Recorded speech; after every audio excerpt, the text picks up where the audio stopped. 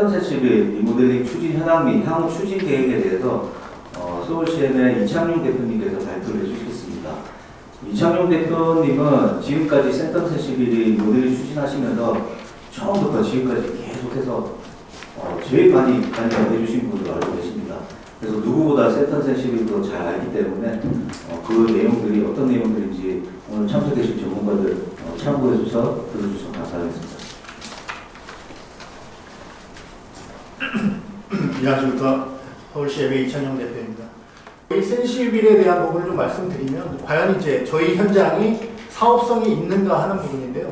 저희가 생각하는 사업성은 좀 다른 게 저희가 생각하는 사업성은 이게 공사비 상승이 지속적으로 일어나고 있는데 이런 공사비 상승에도 불구하고 그 입지가 가지고 있는 특성상 이것들이 계속적으로 사업을 완료할 만한 그런 어떤 입지적인 조건을 가지고 있는가를 좀 사업성으로 봤습니다. 그래서 이 사업성에 대한 부분은 뭐 돈이 얼마 남고 하는 이런 부분이 아니고 사업을 진행할 때 공사비 상승이 되더라도 사업을 진행할 수 있는 정도의 입지 여건인가를 기준으로 좀 분석을 했습니다.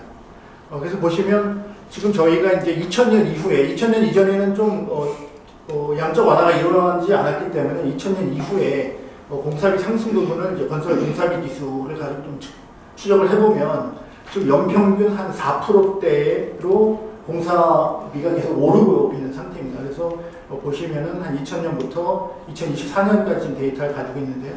22년, 23년도에 좀 급격하게 좀 올랐었고 다시 완만하게 좀 줄어들고 있는데 어쨌든 평균 4%대로 이제 계속 상승을 하고 있는 거고 그렇다 그러면 이제 저희가 착공을 예상하고 있는 이제 2028년도에는 아마 건설공사비 지수가 160에서 한 170 정도 수준까지 올라가 있지 않을까 생각을 하고 있고 그렇다 그러면 이제 그런 시점에 2028년도에 착공을 하고 공계약을 하고 이주를 하는 그 시점에 과연 분담금이 어느 정도 나오고 그것을 감당할 만한 수준이 될 것인가 이것이 이제 상당히 고민스러운 부분인데 그것에 대해서 정확하지는 않지만 추정 데이터를 가지고 좀 말씀을 드리겠습니다.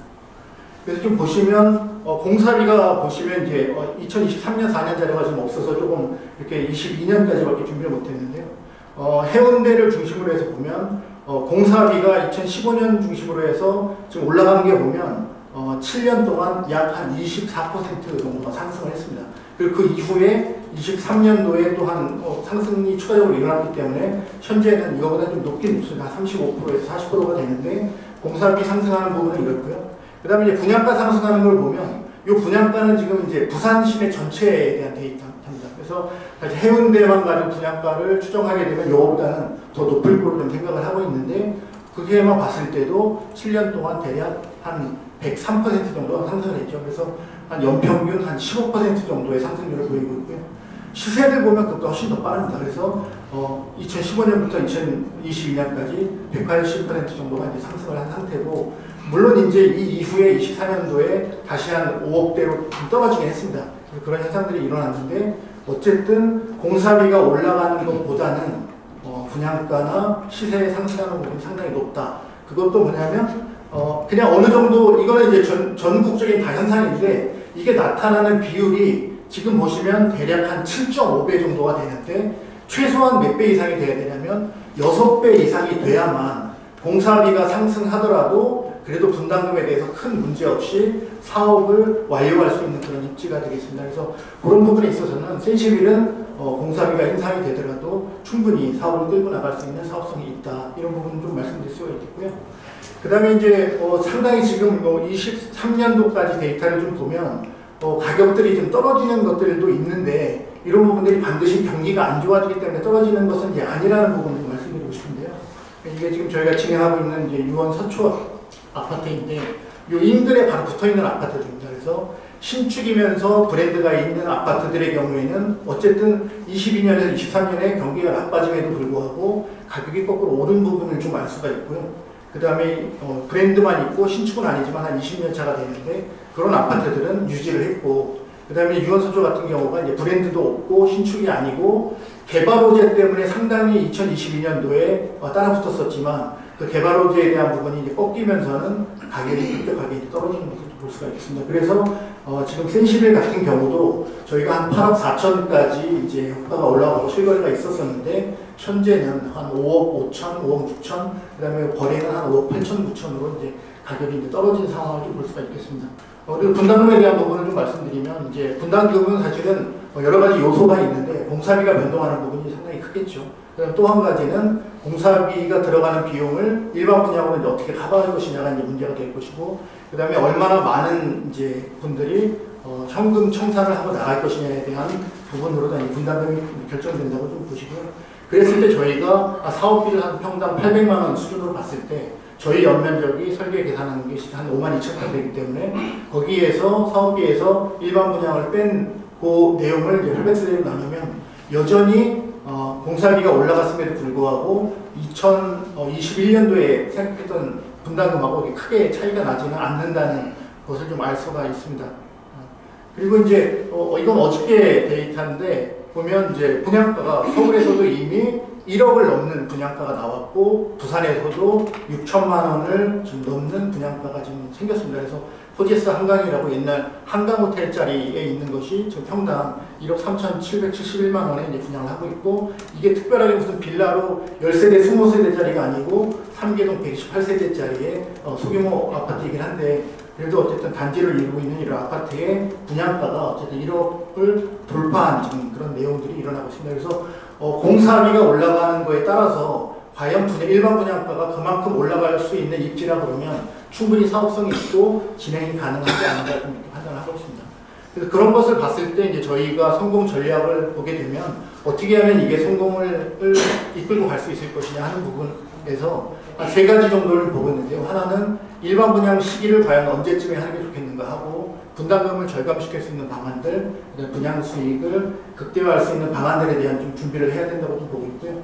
그래서 저희가 지금 볼 때는 지금 착공하고 인허가 난 걸 기준으로 봤을 때는 입주 예정 물량이 지금 2027년까지 급격하게 떨어져서 작년 수준으로 봤을 때 한 5분의 1까지 입주 물량이 떨어지는 시점이 27년이라고 좀 보고 있습니다. 그래서 저희는 한 28년도 정도에 일반 분양이 된다고 치면 상당히 성공적으로 사업을 진행할 수 있지 않을까 하는 부분들이 좀 있고요. 또 한 가지는 이제 저희가 노령 세대가 워낙 많다 보니까 65세 이후에 은퇴 세대들이 과연 이제 3억을 낼 수 없다 그러면 분담금을 최소화시켜서 아예 없거나 한 1억 정도 수준으로 들어갈 수 있는 그런 평형대를 좀 만들어서 가는 방안. 그다음 또 한 가지는 세대 분리형을 통해 가지고 노후 수입을 이제 확보하거나 아니면 이제 전세를 통해 가지고 분담금을 처리할 수 있는 그런 방안들을 좀 만들어서 진행을 해야 되겠다는 부분이 있고요. 그다음에 또 한 가지는 공사비가 상당히 오르고 분양가가 그만큼 쫓아가지 못해서 예를 들면 그런 문제들이 이제 상당히 큰 어떤 다가오는 해결할 수 없는 문제로 다가온다고 치면 그때는 이제는 이제 대수선도 어느 정도는 염두에 두고 진행을 해야 되지 않는가 싶어서 보강으로 대수선도 준비를 하면서 진행을 하는 것이 어떨까 이렇게 좀 생각을 하고 있습니다. 그래서 추진 일정을 대략 보시면 이제 인허가가 필요하고 도시계획 승인하고 유모델링 허가 신청하는 시점을 한 27년 정도로 보고 있고요. 그래서 착공 분양하는 시점을 한 28년, 그 다음에 입주 및 해산하는 시점을 한 4년 정도 후인 2032년 정도 보고 있습니다. 그래서 조합원님들께서는 사실은 사업의 불확실성을 제거하는 27년까지는 어쨌든 조합 소립에 대한 동의 정도의 책임만 가지고 진행을 하시고 확정동의서를 그때 이제 내시면서 그때부터는 이제 사업에 적극적으로 참여해서 실제 사업을 진행하는 그런 일정이 되겠습니다. 그리고 이제 많은 분들이 이 이제 인허가 날 때까지 이게 뭐 3년씩이나 4년씩이나 걸리냐 이런 얘기들을 이제 많이 하시고 하는데요. 보면 인허가 관련돼 있어 뭐 해야 되는 법령도 상당히 많고, 그 다음에 뭐 친환경 같은 경우는 뭐 건축 시기 전부터 사업계획 승인 때, 착공 때, 그다음에 준공 때 해서 상당히 오랜 기간 인증을 또 받아야 되는 것들도 있고, 사업계획 승인 관련해서도 뭐 환경 진단위 계획, 뭐 재해라든가 여러 가지 또 이제 심의나 평가를 또 준비해야 되는 것들이 있기 때문에, 그래서 어쨌든 이제 RCM이나 이런 게 같이 건설 관리가 이제 필요한 상황이고, 경험과 전문성을 가지고 있는 업체들이 사업을 진행해야 된다는 부분을 말씀드리겠습니다. 그래서 저희가 요번에 준비를 잘 마치고 동의서를 다 마무리해서 사업 일정이 27년, 28년도에 일반 분양이 될 수 있도록 많은 그 토지 소유주분들의 적극적인 참여를 좀 부탁드리겠습니다. 이상 마치겠습니다. 네, 감사합니다. 이차영 대표님께서 사업성 위주로 좀 많이 말씀을 해주셨습니다. 제가 센텀 센시빌에 처음 인연이 맺어진 게 작년 2월달이에요. 그때는 제가 센텀 센시빌하고 아무 관계도 없었고, 그때 제 소속이 아주대학교 이제 공동주택 리모델링 연구단이었는데, 그때 이제 설계안이 나오고 가지고 정말 이게 현실적인 설계안인지 아닌지를 좀 자문을 요청을 했었습니다.